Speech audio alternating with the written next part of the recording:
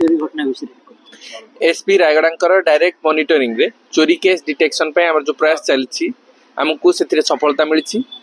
गत 6/1/2025 रे complainant Anil Kumar report करथिले तांकर थेरुवाली स्थित फॉरेन लिकर ऑफ शॉप रु 2,80,000 चोरी होइछि बोली ताकू कंप्लेनेंट को भित्ति करी हमर आईआईसी चांदिली पीएस तांकर एक स्पेशल टीम गठन करथिले।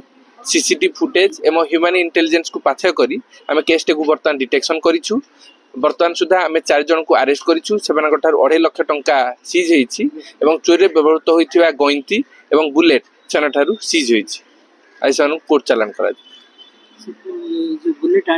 बुलेट माध्यम रे चोरी स्थल रे पहुंचथिले एवं गइंती टिकु मध्ये चोरी व्यवहृत होइछि। एई केस रो सफलता पई मु संपूर्ण श्रेय आईआईसी चांदिली तांकर सब इंस्पेक्टर आशुतोष साहू आयो हमर फांडी बाबू एवं 2 जन हमर स्पेशल कांस्टेबल थिले सर श्रेय बर्तमान सुधा तदंतर जना पड़ी 4 जन ही संपृक्त